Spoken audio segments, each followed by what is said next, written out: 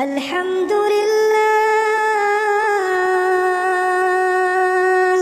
alhamdulillah ala ni'matil iman, alhamdulillah ala ni'matil Islam. Alhamdulillahilladzi la yansa man dzakarah. Segala puji bagi Allah Jalla Jalaluhu, yang Allah itu tidak akan melupakan orang yang selalu ingat sama Allah. Maka Allah sering mengingatkan kita, fadhkuruni adzkurkum, kata Allah. Kalian ingatlah sama aku, kata Allah. Kalian ingatlah sama aku, pasti aku ingat sama kalian. Alhamdulillahilladzi la yukhayyibu man raja. Segala puji bagi Allah Jalla Jalaluh, yang tidak akan pernah mengecewakan orang yang berharap kepadanya. Kita itu sering kecewa tatkala menggantungkan harapan kita kepada manusia, siapapun dia.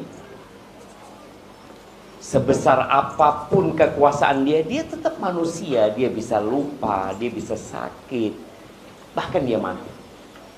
Tapi tatkala seorang hamba itu menggantungkan harapannya kepada Allah, antum nggak akan pernah kecewa. Nabi Ayub alaihissalam, beliau dikasih penyakit yang menyebabkan manusia meninggalkan beliau. Beliau jatuh miskin, anak-anaknya meninggal dunia, kerjaannya juga nggak ada, dikucilkan oleh masyarakat.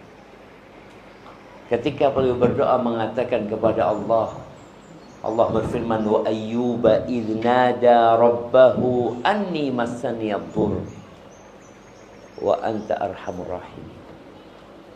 Dan Ayub ketika dia menyeru Tuhannya mengatakan, Rabbi idh nada rabbahu anni massani ad-dhurr, aku ini disentuh sama penyakit, wa anta arhamur rahim, dan engkau adalah yang maha pengasih di antara yang mengasihi. Apa yang terjadi? Allah sembuhkan. Nabi Yunus alaihissalam tatkala berada di perut ikan paus, ya. Apa doanya Nabi Yunus? Siapa yang hafal? Semuanya hafal insyaallah, ya. Itu doa makruh, kata Nabi SAW, doa orang yang tertimpa masalah. Kalau dia baca doanya Nabi Yunus, Allah akan kabulkan doa. Nabi Yunus mengatakan, La ilaha illa anta subhanaka inni kuntu minadh dhalimin. Allahu Akbar. Beliau mengatakan, tiada Tuhan yang berhak disembah kecuali Engkau. Maha suci Engkau, enggak ada kurangnya Engkau ya Allah, enggak ada aibnya Engkau ya Allah. Semua kesempurnaan milikmu, aku yang salah.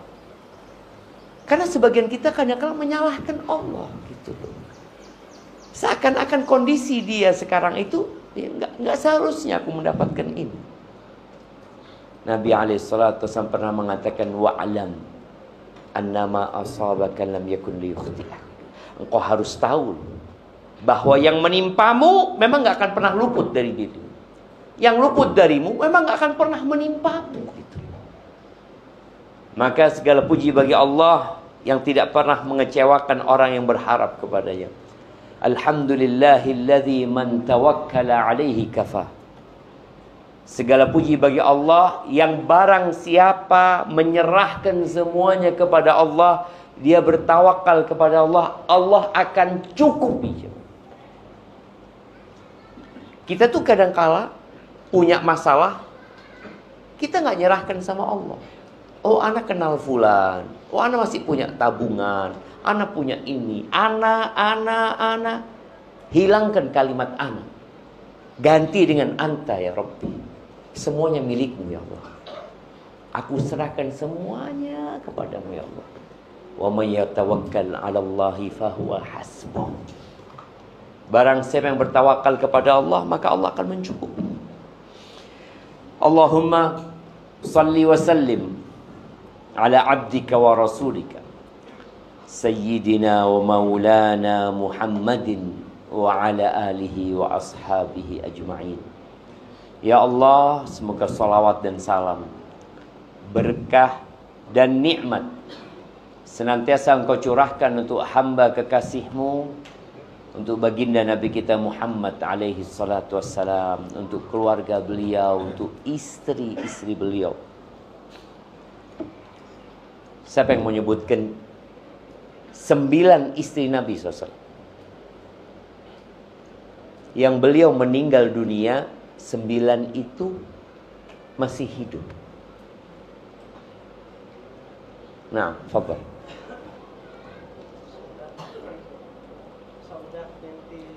Saudah binti Zam'ah. Panitia mana? Hadiahnya siapin. Jangan cuma bengong-bengong doang menanya. Nah, Saudah binti Zam'ah. Aisyah bintu Abi Bakar. Hafsah bintu Umar. Ummu Habibah Ramlah bintu Abi Sufyan.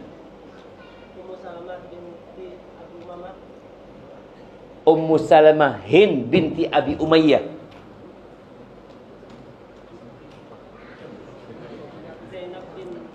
Zainab bintu Jahash.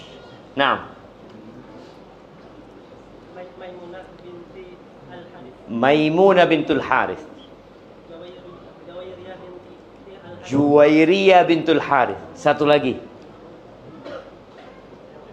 Mana hadiahnya jemaah? Jangan diambil di mana hadiahnya? Satu lagi, Sofiyah bintu Huyai bin Akhtab. Hadiahnya bentar lagi nyusul bang. Lagi dipancing hadiahnya kayaknya. Iya, kita tuh masa nggak kenal sama istri-istri Nabi? Malulah jemaah. Tuh apa Ustaz? Hubungan kita sama istri Nabi? Siapa yang tahu? Apa hubungan kita sama istri-istri Nabi? Nah, ibunda kita. Wa azwajuhu ummahatuhum. Kata Allah Jalla Jalal, dan istri-istri beliau itu ibunda-ibunda orang beriman gitu loh. Kalau seorang anak gak kenal sama emaknya, nak durhaka. Maka tolong kenali istri-istri Nabi. Baik, setelah kita kenal sama ibunda kita perlu kenal sama anak-anak ibunda kita, anak-anak Nabi SAW. Sebutkan 7 putra putri Nabi SAW. Nah, Al-Qasim, Abdullah, Ibrahim. Urut ya. Zainab, Ruqayyah, Ummu Kulthum, Thumma Fatimah. Jazakallah khair. Mana hadiahnya? Ana tadi mancing berapa kali, naik ke atas, habis umpannya. Ana takut hadiahnya model kayak gini ya, Man. Habis. Jamaah rahimakumullah. Kalau bicara nikmat, kita mau bicara hidayah, tapi sebagian kita itu nggak pernah dia memandang hidayah itu nikmat. Bahkan sampai hari ini ada sebagian umat Islam yang merasa agama itu beban. Capek dia sholat, capek dengan aturan agama, ini halal, ini haram, boleh, nggak boleh, perintah, larangan. Karena memang dia nggak tahu bahwa hidayah itu nikmat. Yang dia tahu nikmat itu adalah fulus. Fulus. Tadi ada kawan kita di pelabuhan ngomong, Ustaz, ini Ustaz, nelayan baru datang Ustaz. 2 hari dia berlayar. Alhamdulillah dapat ikan 800 kilo. Dapat fulus ya kira-kira 13 juta. Modalnya berapa bang? Mungkin. Berapa modalnya? Ya 3 juta, 3,5 juta. Ana ngomong Masya Allah nikmat.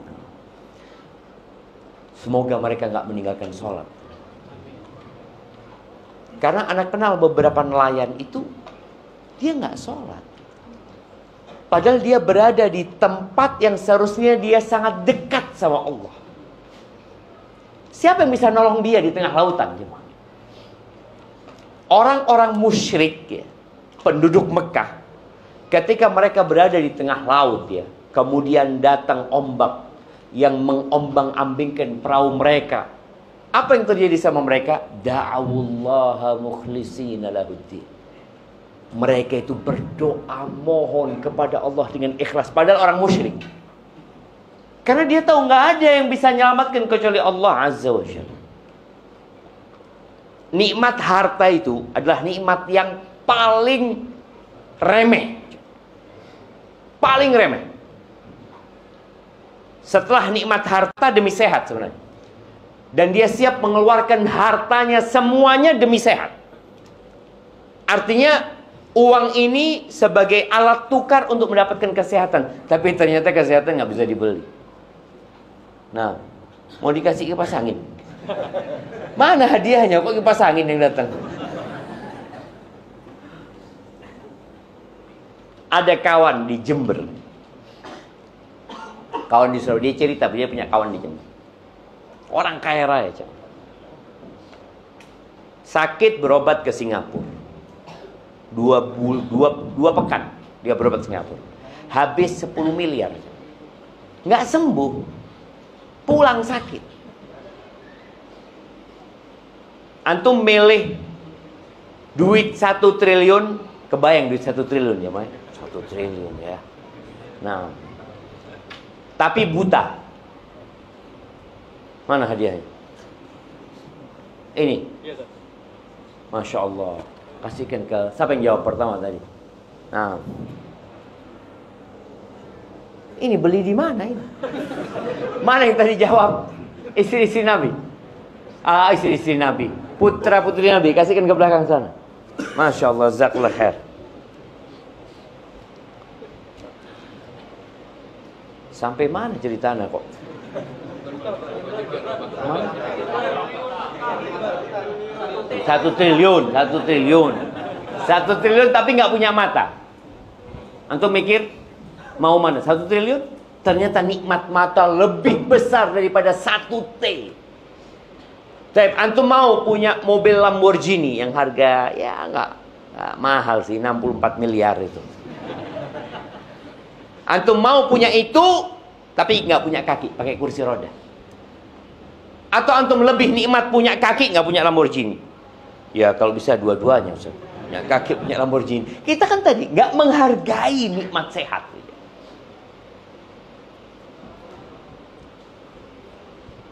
Antum pernah lihat orang yang harus cuci darah?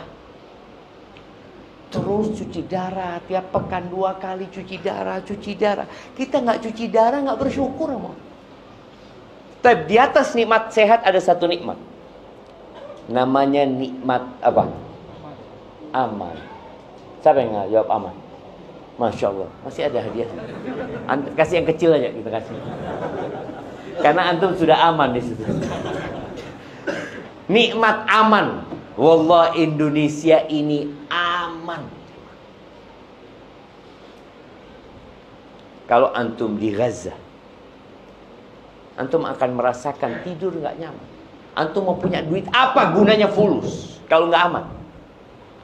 Sehat badan, apa gunanya sehat? Kalau anak bisa bangun datang bom, separuh badan anak habis.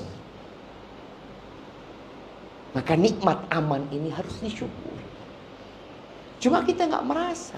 Di beberapa negara di barat itu nggak bisa habis isya keluar ya, malam-malam jalan sendiri, nggak bisa. Banyak perampok di sana, begal. Adalah di tempat kita begal, tapi sedikit sekali dibandingkan dengan tempat yang aman, jemaah. Aman sekali negeri kita ini. Taib, di atas nikmat aman itu adalah nikmat iman. Ahibati fillah. Tapi kita ini nggak akan bisa mengetahui besarnya nikmat hidayah, nikmat iman tadi, kecuali kalau kita bandingkan dengan orang yang tidak dapat hidayah. Allah menyebut orang-orang kafir yang nggak dapat hidayah itu, innal ladzina kafaru yatamatta'un wa ya'kuluna kama ta'kulul an'am wan naru mathwal lahum. Kata Allah Jalla Jalaluhu, sesungguhnya orang-orang kafir itu hidupnya bersenang-senang. Dunia ini, kata Nabi SAW, sijnul mu'min wa jannatul kafir. Dunia ini penjara buat orang beriman, surga buat orang kafir. Makanya kalau antum lihat orang kafir hidupnya bebas, bersenang-senang, ya buat mereka memang surga dunia ini. Walaupun susah hidupnya, tetap mereka surga dibandingkan dengan di neraka nanti. Dan orang beriman tadi seperti di penjara. Antum tahu di penjara, makan diatur, tidur diatur. Ramadan kemarin, saat orang-orang tidak berpuasa, orang-orang beriman berpuasa. Dia menahan lapar, menahan haus, menahan hawa nafsunya. Lihat ada perempuan cantik lewat, orang beriman apa yang dilakukan? Apa yang dilakukan? Lihat sekali. Nggak boleh tundukkan pandangan, jangan lihat sekali. Tundukkan pandangan. Orang kafir nggak ada aturan. Maka Allah katakan mereka hidupnya bersenang-senang. Makan seperti makannya binatang ternak. Dan neraka tempatnya mereka. Jadi ada orang yang hidupnya hanya memikirkan perut dan yang di bawah perutnya. Siapa yang hidup memikirkan perut dan di bawah perutnya? Binatang. Antum pernah binatang berpikir mau ke masjid? Pernah ngelihat ada ayam, mau kemana? Masjid. Mau ke masjid? Nggak ada. Nggak ada jadi ke masjid. Sapi. Dia ada rutinitas sapi itu. Apa rutinitasnya? Makan, kawin. Buang kotoran. Dia sudah. Dan binatang itu lebih baik daripada orang-orang yang tidak beriman. Kenapa? Binatang masih bisa disembelih, bisa dimakan. Orang tidak bisa. Ahibati fillah, di surat Al-Bayyinah ayat 5 Allah menyebutkan ya tentang perintah Allah ya. Kata Allah, wa ma umiru. Manusia itu tidak diperintahkan kecuali untuk apa sih? Illa liya'budullaha mukhlishina lahuddin. Allah memberikan segala fasilitas ini. Fasilitas yang ada di tubuh kita. Fasilitas yang kita lihat dengan mata kita. Segala yang indah.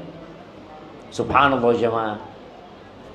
Siapa yang menciptakan ikan Nemo? Nemo namanya. Yang warnanya indah, garis-garis.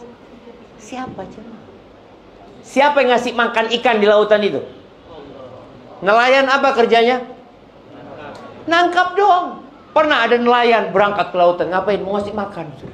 Nggak ada, dia ngasih makan keramba dia tuh.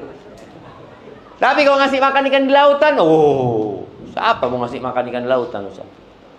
Kita lihat berbagai macam kekayaan alam di negeri kita. Emas. Siapa yang bikin emas itu? Kemudian timah. Apalagi? Batu bara. Minyak, gas. Siapa? Apakah nenek moyang kita yang menciptakan itu? Enggak ada, jemaah. Allah yang menciptakan semuanya. Tapi semua Allah ciptakan itu agar manusia sadar. Terus tugasnya manusia itu ngapain? Beribadah kepada Allah. Subhanallah ya. Ana ketemu dengan salah satu TNI. Dia ngomong, Ustadz dulu sebelum zamannya Pak Prabowo, semoga Allah menjaga beliau ya, Indonesia itu hanya punya kesiapan berperang 1 hari. Kesiapan 1 hari kalah. Di zaman Pak Prabowo 2 hari. 2 hari. Anda ngomong, 2 hari. Subhanallah. Ketika terjadi gempa, tentara kemana? Jemaah, apakah bisa menghadapi gempa tentara? Ada gempa, bismillah, kita hadapi. Tidak ada, lari juga. Artinya ketika menghadapi musuh sesama manusia masih bisa? Masih bisa dihadapi. Kalah menang terserah, nantilah, bismillah. Tapi ketika seorang menantang Allah, nggak ada, engkau mau kemana? Allah kasih gempa. Allah kasih banjir bandang. Orang lari kabur. Ketika terjadi tsunami, ini orang-orang yang hidup di sekitar pulau-pulau ini, mungkin Allah berikan tsunami kepada mereka. Maka ingatlah, Allah hanya memerintahkan kepada kita agar beribadah mukhlisina lahuddin. Ikhlas, serahkan ketaatan kepada Allah. Hunafa, lurus. Atau kita bengkok menuju kepada tauhid, meninggalkan segala bentuk kesyirikan. Wa yuqimus shalah wa yu'tuz zakah wa dzalika dinul qayyimah. Keluarkanlah, dirikan salat, keluarkan zakat, itulah agama yang lurus. Lalu Allah katakan innal ladzina kafaru. Nih, kita akan bandingkan tentang iman dan orang yang tidak beriman. Kata Allah Azza wa Jalla di ayat selanjutnya, innal ladzina kafaru min ahlil kitabi wal musyrikin. Umat Islam itu nggak ada yang disembunyikan. Umat Islam itu umat yang paling toleransi. Ketika umat Islam menguasai Spanyol, orang-orang Nasoro bebas beribadah di gereja-gereja mereka, di tempat ibadah mereka. Ketika umat Islam menguasai Palestina di tahun ke-16 Hijriah, 15 tahun 16 Hijriah, Umar bin Khattab menerima kunci Masjidil Aqsa. Itu orang-orang Nasoro, orang-orang Yahudi punya kebebasan beribadah mereka. Nah, silahkan. Tapi kalau urusan keyakinan, ya kita tahu lakum dinukum waliyadin. Quran kita jelas nih, nggak ada yang kita sembunyikan. Nggak ada kitab umat Islam yang disembunyikan. Jangan sampai orang-orang tahu. Nggak ada, ini jelas. Surat Al-Bayyinah, Allah mengatakan innal ladzina kafaru min ahlil kitabi wal musyrikin fi nari jahannam khalidina fiha. Ini keyakinan kita. Dan Allah sebutkan itu. Sesungguhnya orang-orang kafir dari kalangan ahlul kitab, Nasara dan Yahudi, atau Yahudi dan Nasara, wal musyrikin, dan mereka orang-orang musyrik. Di mana tempat mereka? Fi nari jahannam. Di neraka jahanam. Kalau mereka mati di atas kekufuran mereka. Berapa lama di neraka jahanam? Khalidina fiha, kekal selama-lamanya di sana. Lalu Allah memberikan sebuah vonis, ya. Ulaika hum syarrul bariyah. Mereka itu adalah sejahat-jahatnya makhluk.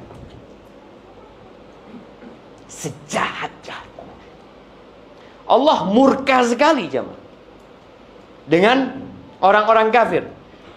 Subhanallah, ya. Allah menyebutkan di surat Al-Maidah ayat 36, supaya kita bisa bandingkan tuh nikmat hidayah dengan segala nikmat yang ada di muka bumi. Innal ladzina kafaru law anna lahum ma fil ardi jami'an wa mithlahu ma'ahu liyaftadu bihi min adzabi yaumil qiyamah ma tuqbila minhu. Seandainya orang-orang kafir itu memiliki bumi dan isinya, dua dia punya, bumi plus bumi satu lagi, milik dia semua. Kemudian mereka ingin menebus diri mereka agar tidak diadab pada hari kiamat, ma tuqbila minhum, enggak akan diterima. Enggak akan diterima dari mereka. Allah tuh enggak minta banyak dari manusia. Allah berikan segala fasilitas. Allah cuma minta apa? Engkau katakan la ilaha illallah. Engkau dirikan sholat. Engkau tunaikan zakat. Semuanya dikasih sama Allah. Dan apabila seorang hamba melakukan ketaatan kepada Allah, Allah sediakan surga yang luasnya bukan seluas Natuna aja. Kalau tiap orang dapat pulau sebesar Natuna, orang kaya nggak orang itu? Orang kaya. Kalau seluas Indonesia jadi milik dia sendiri, kaya banget. Surga itu seluas langit dan bumi. Dan orang terakhir yang masuk surga itu mendapatkan 10 kali lipat dunia. Terakhir masuk surga. Allah nggak minta banyak. Makanya Allah murka banget dengan orang-orang yang tidak menerima hidayah itu. Allah katakan nggak akan diterima. Yuriduna an yakhruju minan nar. Mereka teriak-teriak minta supaya bisa keluar dari api neraka. Wa ma hum bikharijin. Nggak ada ceritanya keluar dari neraka. Ketika seorang dipenjara di muka bumi ini, ada harapan dia keluar. Ustaz, dia seumur hidup. Ya seumur hidup dia mati, selesai Ustaz. Ada harapan dia keluar, selesai dari azab dunia. Tapi azab akhirat nggak ada. Mereka teriak-teriak mau keluar. Bahkan mereka pernah manggil malaikat Malik. Nanti Allah ceritakan itu. Wa nadau ya Malik, ya Malik. Mereka teriak-teriak, wahai Malik, liyaqdi alaina rabbuk. Mintakan kepada Tuhanmu supaya kita dimatikan. Dari dahsyatnya siksa mereka minta mati. Sama Malik didiamkan. Nggak dijawab. Terus mereka teriak-teriak. Di beberapa tafsir disebutkan 1000 tahun Malik diam. Setelah 1000 tahun Malik mengatakan innakum makithun. Kalian akan tetap di sana. Mereka disiksa batinnya, disiksa jasadnya. Walahum adzabun muqim. Kata Allah, bagi mereka azab yang selama-lamanya. Kemudian subhanallah di surat Ali Imran ayat 91. Allah ceritakan tentang orang-orang kafir lagi. Innal ladzina kafaru wa matu wa hum kuffar. Sesungguhnya orang-orang kafir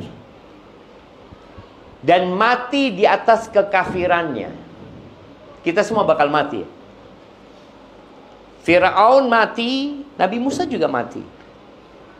Namrud mati, Nabi Sulaiman juga mati. Nabi kita Muhammad alaihissalatu wassalam meninggal dunia. Nggak ada yang kekal di muka bumi ini. Walaupun orang kaya. Apakah kita pikir kalau orang kaya itu Ustaz lebih lama kayaknya hidupnya Ustaz? Mana antum lihat seperti itu? Siapa yang punya Apple dulu? Steve Jobs. Steve Jobs. Masih hidup dia. Sekarang orang paling kaya di muka bumi siapa? Siapa sekarang? Oh, Warung. Oh, Warren Buffett. Udah kalah Jeff siapa? Hah? Jeff Bezos. Aduh, anak sama orang-orang itu udah kalah semua mereka. Kira-kira kapan dia mati? Kita lihat ini orang kaya pertama, nanti turun, nanti ganti lagi, terus terakhir mati semuanya. Allah katakan innal ladzina kafaru wa matu wa hum kuffar. Kita ini orang Islam harus sering-sering doakan orang kafir supaya dapat hidayah. Mereka kesian. Sesungguhnya orang-orang kafir dan mereka mati di atas kekufurannya. Apa kata Allah? Falayyuqbala min ahadihim mil'ul ardi dhahaban walau iftada. Tidak akan diterima tebusan dari mereka. Dari salah satu dari mereka, satu orang nih, kalau dia menebus dirinya dengan sepenuh bumi ini emas. Mil'ul ardi dhahaban. Bumi ini full emas. Kemudian dia mengatakan, ya Allah, aku mau nebus diriku dengan ini. Allah nggak akan terima. Wallahi, dunia dan isinya ini di sisi Allah tidak sebanding dengan satu sayap nyamuk. Satu sayap nyamuk. Nabi SAW pernah mengatakan kepada para sahabatnya, dunia ini dibandingkan dengan akhirat seperti seorang yang meletakkan jarinya fil yam. Dia masukkan di laut. Ada yang tersisa di tangannya nih jamaah. Nih ada berapa tetes di tangan Anda. Kata Nabi SAW, ini sisanya dunia. Samudra itulah akhirat jamaah. Dan tetesan ini diperebutkan oleh 8 miliar manusia. Yang samudra luas, kita kadang-kala malas. Allah Azza wa Jalla mengatakan, bal tu'thirunal hayatad dunya. Kalian lebih mementingkan kehidupan dunia. Yang dipikirkan terus dunia. Wal akhiratu khairu wa abqa. Akhirat itu lebih baik dan lebih kekal. Kenapa kok? Rebutan yang satu tetes dan meninggalkan yang samudra. Karena lemahnya iman kita. Ini Allah katakan, falayyuqbala min ahadihim mil'ul ardi dhahaban wal iftada. Supaya kita tahu nikmat hidayah. Jadi kalau hidayah itu dibandingkan dengan sepenuh bumi ini emas, tetap lebih nikmat hidayah dari Allah Azza wa Jalla. Ulaika lahum adzabun alim wa ma lahum min nasirin. Mereka akan mendapatkan azab yang pedih dan mereka enggak akan ada yang menolong mereka. Ahibati fillah. Siapa yang ingat kisah tukang sihirnya Fir'aun? Tukang sihirnya Fir'aun itu ketika di pagi hari, dia itu ngomong sama Fir'aun, kita dapat apa kalau kita menang? Oh, kalian akan menjadi orang-orang yang dekat sama aku, kata Fir'aun. Oh, siap. Di waktu pagi, di sore hari mereka sudah disalib di pohon-pohon, dibantai sama Fir'aun. Fir'aun mengancam mereka. Innahu lakabirukumul ladzi 'allamakumus sihr. Oh, kata Fir'aun, Musa ini guru kalian yang ngajarin sihir sama kalian. Aku, kata Fir'aun, akan potong kalian secara silang, kaki dan tangan. Wala usallibakannakum fi judhu'in nakhl. Aku akan salib kalian di pohon-pohon kurma. Apa kata tukang-tukang sihir itu? Faqdi ma anta qadhi. Silahkan engkau mau menvonis kami, mau menghukum kami, silahkan, kata mereka. Innama taqdi hadhil hayatad dunya. Vonismu cuma berlaku di muka bumi ini. Kami bakal mati hari ini atau besok mati kami, gitu. Silahkan kau mau bunuh kami. Dan mereka dibunuh sama Fir'aun.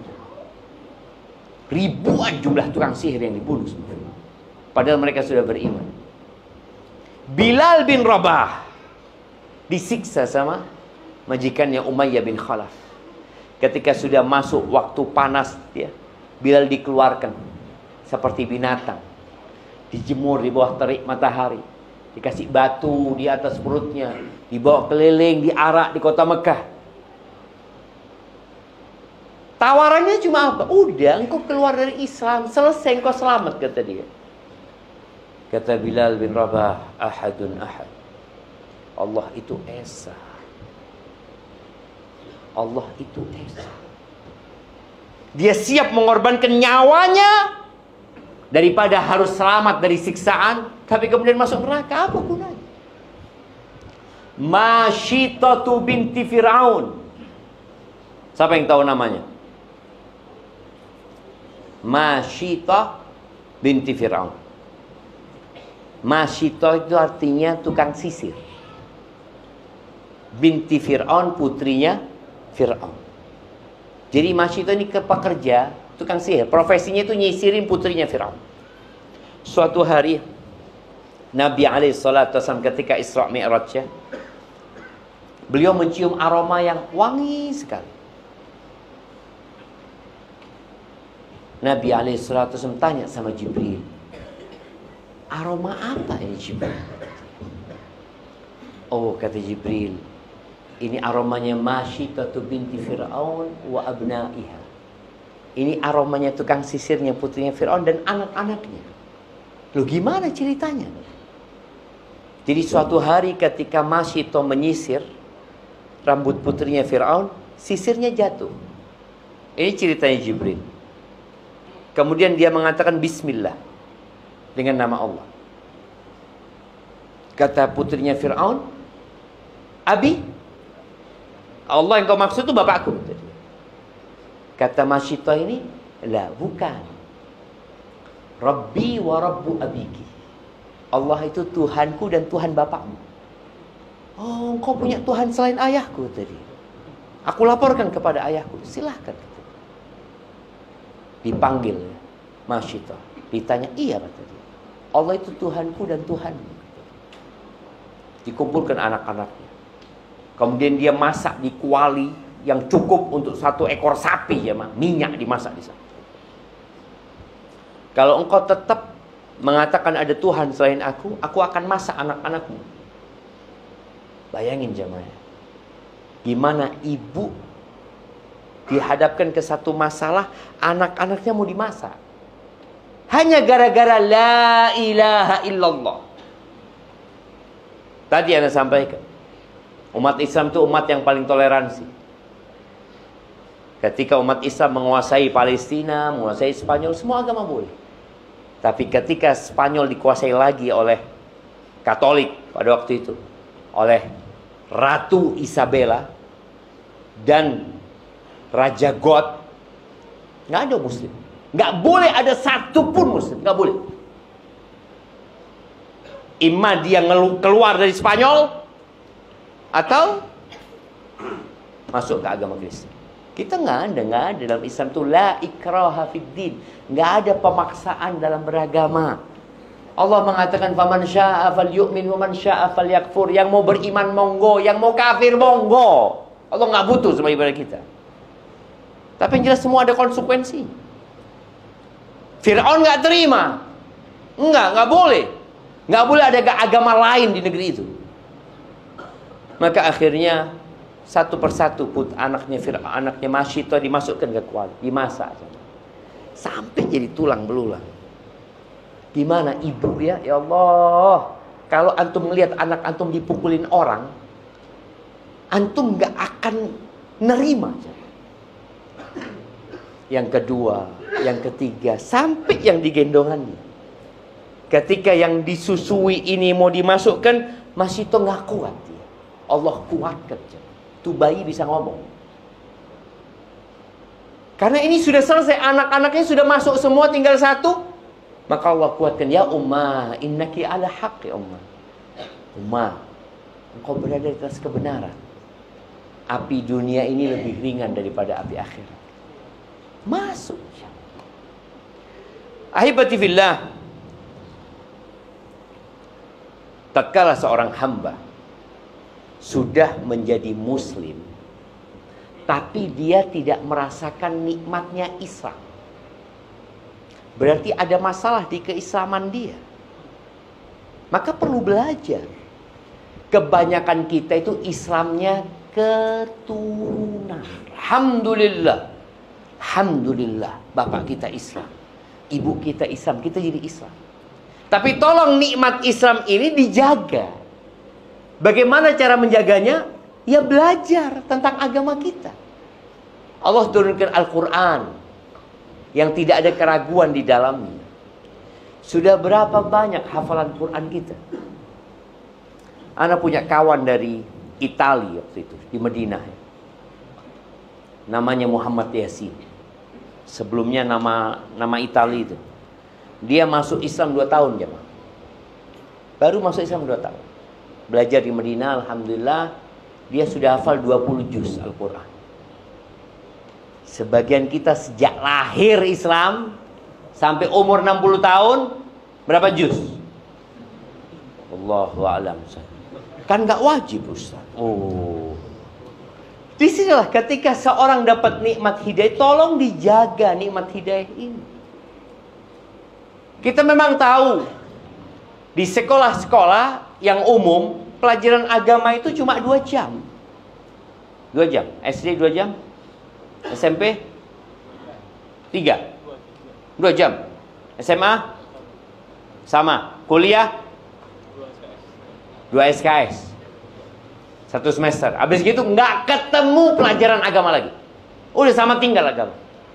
Ya Allah, kok sama tinggal sama agama?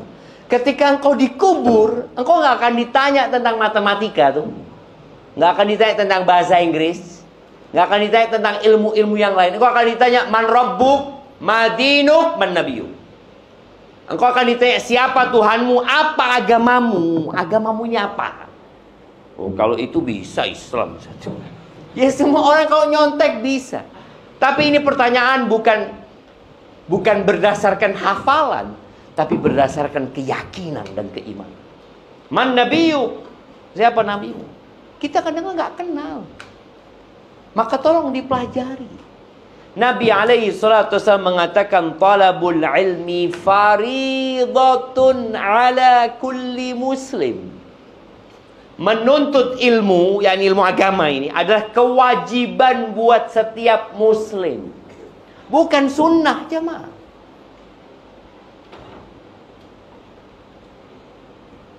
Nabi SAW menyebutkan tentang 3 hal. Barang siapa yang punya 3 hal ini, maka dia akan merasakan nikmatnya menjadi muslim. Manisnya hidayah. Kemarin Ramadan, di masjid kita ini sholatnya berapa rakaat? 11 rakaat. Berapa juz setiap malamnya? 4 halaman itu 11 rakaat. 8 halaman. Oh, 8 rakaat 4 halaman. Masya Allah dia. Kok bisa ya? Oh, udah banyak itu Ustaz. Alhamdulillah Ustaz. Nabi kita Muhammad alaihi salatu wassalam, beliau mengatakan kepada Bilal, "Qum ya Bilal fa'arihna bis salat." Bilal, ayo bangkit Bilal, bikin kami istirahat dengan solat. Solat itu jadi tempat istirahat. Antum mau nggak ke tempat wisata cepat-cepat? Yohana mau istirahat di sini kata dia. Oh iya sudah bismillah. Berapa menit tuh? 11 rakaat? Setengah jam? Setengah jam ya? Ayo cukup sudah. Lu tunggulah. Nginep lah kita di sini. Dia mau nginep. Tapi kalau suruh baca Quran, pernah ada yang mau nginep di masjid? Aduh, jangan berlebih-lebihan dalam beragama. Yang biasa-biasa aja. Iya, kita ini biasa-biasa aja. Nabi Muhammad alaihi salatu wassalam, 1 rakaat 5 juz. 1 rakaat, bukan 11. 1 rakaat beliau baca Al-Baqarah. Selesai Al-Baqarah masuk ke An-Nisa di hadis itu. Habis An-Nisa masuk ke Ali Imran. Itu 5 juz lebih. 1 rakaat. Dan beliau sudah tua. Kok kuat Ustaz ya? Karena dia merasakan nikmatnya. Sebagian kita kan gak menikmatin ibadahnya. Dia hanya menjalankan kewajibannya, sudah selesai. Tapi ketika seorang menikmatin ibadahnya, maka subhanallah. Ada sahabat itu, diriwayatkan tentang Utsman bin Affan, dia masuk ke Masjidil Haram, dia salat Allahu Akbar 1 rakaat jemaah. Dia baca Al-Baqarah, baru rukuk ketika membaca Minal Jinnati wan Nas. 30 juz 1 rakaat. Allahu Akbar. Kayak apa? Al-Imam Syafi'i rahimahullahu ta'ala, di bulan Ramadan beliau menghatamkan Al-Quran 60 kali. Sehari berapa kali? 2 kali. Kita sebulan belum tentu sekali Ustaz. Kok bisa Ustaz? Kata Nabi alaihi salatu wasallam, "Thalathun man kunna fihi wajada bihinna halawatal iman." Ada 3 perkara, barang siapa yang mendapatkan 3 perkara ini, maka dia akan merasakan manisnya iman. Ya Allah, senang jadi orang beriman. Nikmat. Yang pertama, ayyakunallahu wa rasuluhu ahabba ilaihi mimma siwahu. Dia harus menjadikan Allah pencipta langit dan bumi ini, Allah yang memberikan rezeki kita, Allah yang menghidupkan dan mematikan kita, Allah Ar-Rahman, Ar-Rahim, Al-Malik, Al-Quddus, As-Salam, Al-Mu'min, Al-Muhaimin, Al-Aziz, Al-Jabbar, Al-Mutakabbir. Allah yang punya nama-nama yang indah dan sifat-sifat mulia, serta Nabi Muhammad alaihi salatu wasallam utusan Allah, harus lebih kita cintai daripada selain kedua. Harus kita cintai lebih daripada diri kita sendiri. Makanya tadi Bilal bin Rabah siap dia mati mau disiksa. Khabbab bin Ad dibakar sama orang musyrikin, siap. Antum lihat para sahabat yang hijrah dari kota Mekah ke kota Madinah, atau sebelumnya dari kota Mekah menuju ke Habasyah, ke Ethiopia. Jauh Ethiopia itu zaman. Mereka meninggalkan. Karena apa? Karena lebih cinta sama Allah dan Rasulnya daripada rumahnya, daripada keluarganya, daripada orang tuanya, daripada anaknya, daripada pasangannya. Para sahabat yang hijrah 0 sampai kota Madinah tidur di masjid. Gak punya apa-apa mereka. Rumahnya ditinggal, usahanya ditinggal. Kira apa? Demi menyelamatkan agama. Dia mencintai Allah dan Rasulullah lebih daripada segala-galanya. Baik, itu yang pertama. Yang kedua, Yang pertama, ayyakun Allah wa rasuluhu ahabba ilaihi mimma siwahuma. Yang kedua, ayyuhibbal mar'a la yuhibbuhu illa lillah. Dia tidak mencintai orang kecuali karena Allah. Apakah kita, perkumpulan kita ini punya kelompok nelayan, punya kelompok nelayan masing-masing ya. Mungkin yang satu profesi dokter punya ya kelompok di sana ya. Semua punya komunitas lah. Apakah kita mencintai orang itu karena Allah atau karena maslahat? Kebanyakan hubungan antara manusia ini karena dunia. Dia, kenapa engkau kok suka sama fulan? Oh, teman motor, Ustaz. Karena kerjanya naik motor aja sama dia. Bukan karena Allah dia mencintai. Bahkan kadangkala kita lebih cinta kepada kawan kita yang bermaksiat daripada kepada lawan kita yang taat. Karena kecintaan kita bukan karena Allah lagi. Karena urusan dunia. Baik. Masya Allah. Sisa waktu 15 menit. Anda lihat sebagian jamaah sudah mulai lapar. Lapar antum jamaah? Belum lapar mereka. Tapi dia kadang-kadang mencintai orang lain tadi karena urusan duniawi. Suami istri, nggak ada lagi karena Allah kan Pak jamaah. Tapi antum nih kumpul di masjid ini karena Allah. Insyaallah.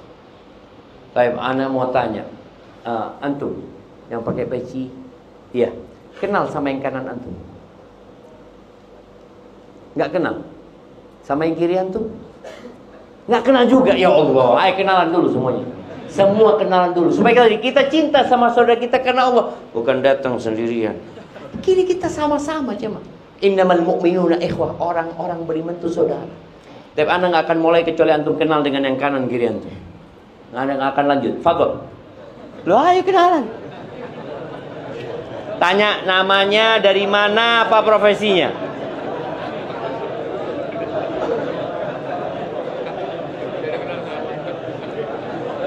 Ibu-ibu juga di atas. Ibu-ibu di atas tolong kenali kanan kirinya. Ana akan tes bentar lagi ya. Nah.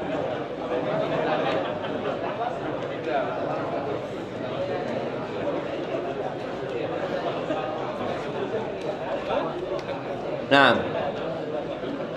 Udah kenal. Baik ibu-ibu.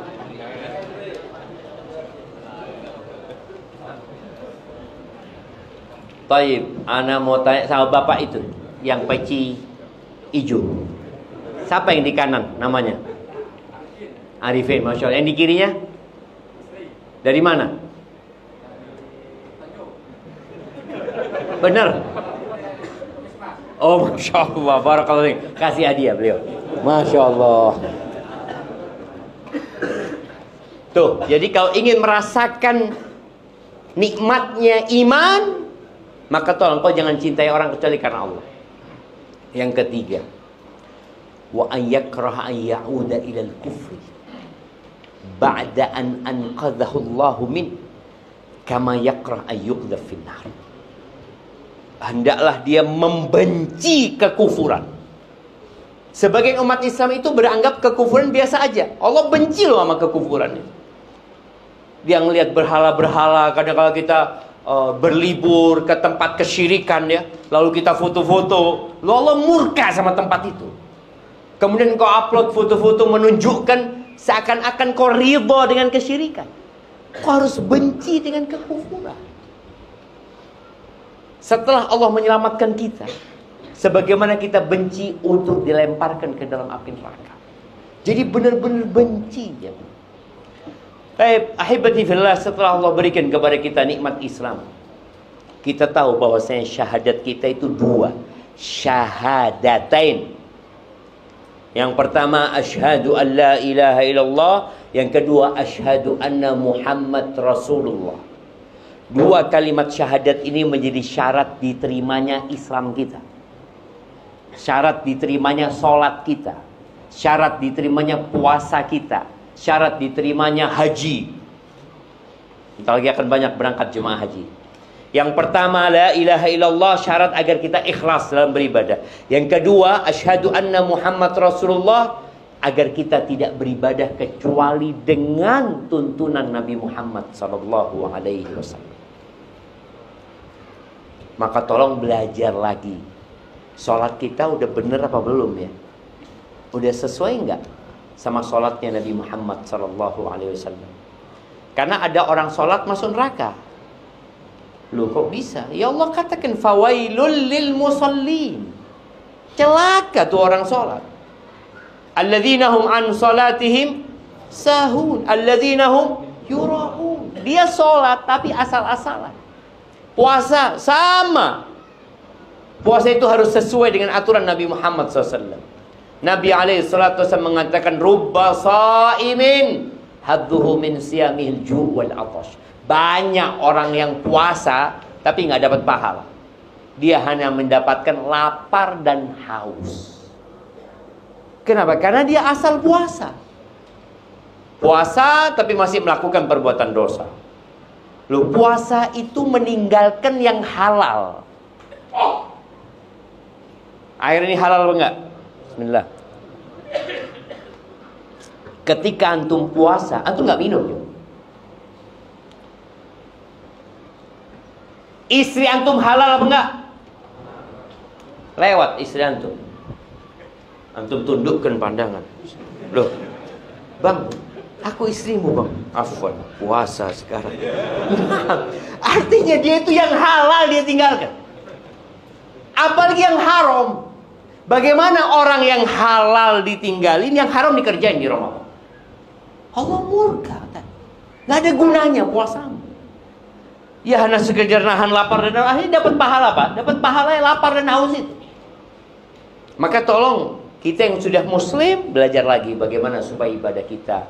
Makanya kenapa pemerintah kita untuk haji ya, itu memerintahkan kepada masyarakat untuk benar-benar belajar manasik haji. Karena banyak orang itu berangkat haji karena mampu saja, tapi nggak tahu dia. Nanti gimana? Wah, apa katanya ustadz di sana? Loh, satu kloter itu ustadznya berapa? Satu cuma. Satu kloter kadang-kala berapa jumlahnya? Bisa 400. Di sini berapa? 400 orang satu kloter. 400. Bayangkan ustadznya cuma satu. Ini jamaah kalau sudah hilang ketika tawaf ya, hilang gitu ya, dia nggak tahu. Anak terus ngapain dia sekarang ya? Maka perlu belajar. Jadi ketika ibadah itu jadi wajib, maka dia wajib mempelajari. Seperti orang yang bapaknya meninggal dunia, mau bagi waris, dia wajib belajar tentang waris. Karena terus terang banyak kezaliman terjadi di masyarakat gara-gara nggak belajar. Kakak tertua menguasain harta. Kadang-kala bapak meninggal, ibu masih hidup, ibu nggak mau hartanya dibagi. Loh, ibu ini gimana? Yang dibagi itu bukan hartanya ibu, tapi hartanya bapak yang meninggal. Ibu dapat bagian. Tapi gara-gara nggak belajar, akhirnya terjadi keributan, silaturahim jadi putus. Maka jemaah tolong nikmat hidayah ini dijaga. Dengan cara kita terus berdoa memohon kepada Allah dan terus belajar. Dan ingat, yang muslim belum tentu mati Islam. Yang sekarang kafir belum tentu matinya kafir. Boleh jadi di tengah jalan dia dapat hidayah. Yang muslim boleh jadi di tengah jalan dia murtad. Na'udzubillah min dzalik. Maka perlu kita terus berdoa memohon kepada Allah, ya muqallibal qulub, tsabbit qalbi ala dinik. Wahai yang membolak-balikkan hati, tetapkan hatiku di atas agama. Rabbana la tuzigh qulubana ba'da id hadaitana wa hab lana min ladunka rahmah innaka antal wahhab. Ya Allah, jangan palingkan hati kami setelah Engkau kasih nikmat hidayah kepada kami, Allah. Jangan sampai. Dan berikan rahmat-Mu kepada kami, Engkau Maha Pemberi. Maka terus tadi berdoa, belajar, kemudian amalkan. Karena sebagian orang, Ustaz, ana sudah belajar tapi nggak ngamal-ngamalin. Maka ilmu itu tidak akan berguna kecuali kalau diamalkan. Barakallahu fiik, itu mungkin dapat Anda sampaikan. Kita masuk ke sesi tanya jawab. Nah, tafadhal Ustazana. Ustaz, jazakallahu khairan atas ilmu yang telah disampaikan kepada kami pada malam hari ini. Mudah-mudahan ilmu tersebut bisa menjadi ilmu yang bermanfaat, yaitu ilmu yang melahirkan amalan di depannya. Baik, di sini kami ingin membacakan beberapa pertanyaan, tapi tidak semua karena banyaknya pertanyaan yang masuk dan berulang. Yang pada intinya kami hanya membacakan mana pertanyaan yang kira-kira sesuai judul yang bisa dijawab pada malam hari ini. Pertama, terkait masalah hidayah, apa tanda-tanda orang itu mendapatkan hidayah? Kemudian bagaimana cara kiat-kiat menjaga hidayah tersebut? Itu pertama, Ustaz. Barakallahu fiik. Jamaah rahimakumullah. Setiap hari minimal 17 kali kita itu berdoa minta hidayah. Satu-satunya surat yang wajib dihafal di Al-Quran adalah surat Al-Fatihah. Kita mengatakan ihdinas siratal mustaqim. Subuh tadi kita baca 2 kali. Kalau kita sholat 2 rakaat sebelum subuh, jadi 4 kali kita baca. Kalau tambah kita sholat duha, jadi 6 kali kita baca. Kalau kita sholat duhur 4 kali kita baca. Tambah asar, tambah 4. Tambah maghrib 3, isya tadi kita baca 4 kali. Ihdinas siratal mustaqim. Hidayah itu ada 2. Yang pertama namanya hidayatul irsyad. Yang kedua namanya hidayatul taufiq. Hidayatul irsyad adalah petunjuk. Allah memberikan petunjuk, nih jalannya. Semua orang dikasih sama Allah. Inna hadzal Qur'an yahdi lillati hi aqwam. Ini Quran menunjukkan kepada jalan yang paling lurus. Semua manusia dikasih hidayah, petunjuk itu. Makanya Allah turunkan kitabnya, Allah utus Rasul. Tapi ternyata tidak semua orang menjalankan hidayah tadi.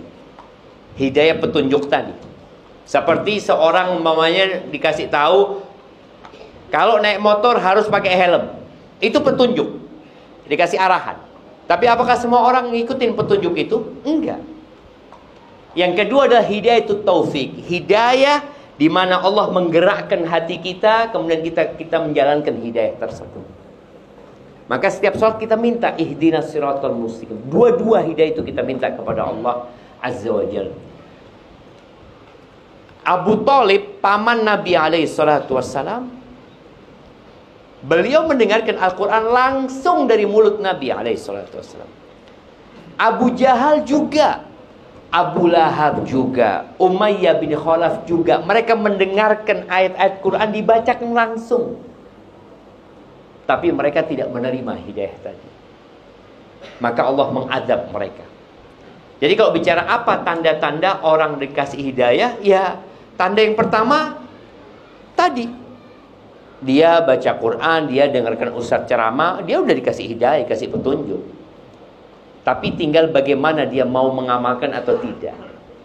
Nah, kita sebagai manusia dikasih sama Allah pilihan, mau atau tidak. Maka ketika seorang mendapatkan hidayah, artinya dia dulu nggak ngerti. Ana terus terang Ustaz, dulu itu nggak pernah sholat Ustaz. Tahu-tahu ada orang datang ngajak ana sholat. Ana wallahi dulu itu nggak pernah datang pengajian Ustaz. Ana Islamnya ya Islam biasa lah. Maksudnya biasa yang nggak pernah nambah ilmu agama. Tahu-tahu ada sahib ngomong, ada kajian tuh di masjid apa? Nurul Falah. Ini hidayah, diajak. Ada yang nerima, ada yang enggak? Ayolah berangkat gitu dia. Nah, anak kayaknya belum dapat hidayah. Loh, ini loh hidayahnya. Ini diajak gitu loh. Dia nggak mau gitu loh. Dia menolak tuh hidayah seperti itu. Jadi tanda-tanda orang dapat hidayah ya datang kepada dia petunjuk Allah Azza wa Jalla. Maka jangan disia-siakan ketika datang petunjuk. Dan kalau bicara bagaimana menjaga hidayah itu, dia tadi dengan kita menuntut ilmu, dengan kita terus berdoa ya. Kemudian kita jangan sampai salah berkawan. Tadi imam kita membacakan firman Allah tentang seorang yang menyesal ya. Wa yauma ya'addu adh-dhalimu 'ala yadayhi yaqulu ya laitani ittakhadtu ma'ar rasuli sabila. Bagaimana ketika seorang menyesal pada hari kiamat, dia menggigit. Orang menyesal itu biasanya gigit jari. Tapi pada hari kiamat orang ini nggak gigit jari. Dia gigit tangannya semuanya. Dia masukkan ke mulut. Dia mengatakan, andai kata aku dulu bersahabat dengan Rasul sallallahu alaihi wasallam. Ya laitani lam attakhid fulanan khalila. Ya wailata laitani lam attakhid fulanan khalila. Andai kata aku dulu enggak berkawan sama fulan, laqad adallani 'anidz dzikri ba'da idz ja'an. Dia itu menyesatkan aku setelah hidayah datang gitu loh. Tapi gara-gara sahib akhirnya dia berpaling. Maka jangan salah berkawan. Antum ketika kawannya suka main futsal, kira-kira diajak apa? Main futsal. Kawannya suka mancing, diajak mancing. Kawannya suka kajian, antum diajak kajian. Ketika dia lihat, makanya tadi anak suruh antum kenalan. Boleh jadi ada kajian lagi loh, fulan kok nggak ada di WA. Antum kemana kata dia? Ana lagi mancing kata dia. Di sini ada mancing yang lebih zen kata dia. Mancing hidayah gitu jemaah. Jadi menjaga hidayah tadi salah satunya dengan beberapa hal yang disebutkan, baca Quran. Kitab hidayah itu Quran. Jadi kalau kepingin antum dapat hidayah, menjaga hidayah, baca Quran dan baca sama artinya. Karena kalau antum ngerti bahasa Arab, nggak usah. Ada tadi sahabat kita yang ngerti bahasa Arab. Siapa? Masya Allah. Ada yang dari Kanada. Wen, Amin. Masya Allah, barakallahu fiik. Hayakumullah. Ya kalau sudah ngerti bahasa Arab ya, orang Arab pun baca Quran pakai tafsir. Bayangin. Udah ngerti bahasa Arab dia. Ada tafsir Ibnu Katsir, itu tafsir bahasa Arab. Ada tafsir Sa'di, itu tafsir bahasa Arab. Demi dia lebih mendalami hidayah tadi. Maka tolong, paling enggak yang antum baca kalau ingin menjaga hidayah, baca tafsir surat Al-Fatihah sama baca tafsir surat-surat yang antum hafal. Yang setiap sholat antum baca, baca lagi. Nanti udah pernah anda baca kapan? 13 tahun yang lalu. Baca 13 tahun yang lalu. Baca lagi. Kalau bisa tiap bulan antum baca tuh tafsir. Barakallahu fikum. Yang selanjutnya Ustaz, bagaimana hukum status barang-barang yang terlanjur dibeli dari uang yang haram? Bagaimana status barang tersebut? Barakallahu fikum ya. Yang pertama, uang haram itu ada dua, atau barang haram itu ada dua macam. Ada barang haram yang memang zatnya haram, seperti khomer ya, atau babi umpamanya, atau barang curian ya. Ya itu nggak akan pernah jadi halal, nggak akan pernah jadi halal. Tapi ada yang orang dapat uangnya itu dengan cara haram, tapi transaksinya ya ridho dengan ridho. Seperti orang main judi, dapat tuh dia duitnya haram. Iya, tapi ketika duit itu diberikan kepada orang lain, buat orang lain itu jadi halal. Ketika uang itu digunakan untuk transaksi jual beli, orang yang penjual itu dapat uang itu jadi halal. Karena perbedaan penerimaan uang itu jadi ada perbedaan hukumnya di sana. Jadi kalau ada orang ini beli dengan uang haram barang itu, ya tetap haram sebenarnya buat dianya. Maka hendaknya dia bertobat kepada Allah Azza wa Jalla. Kalau orang itu zatnya haram itu tadi dia mencuri uang 10 juta, kemudian dia beli motornya ya tetap haram. Antum harus kembalikan duit 10 juta itu. Seperti itu. Barakallahu fikum. Baik, karena waktu telah habis dan besok lanjut lagi kita jemaah. Iya kan? Nah, sekarang sudah malam jamaah dan sebenarnya ana masih ingin lanjut, tapi lihat antum ngantuk dan lapar. Kita cukupkan sampai sekian. Barakallahu fikum.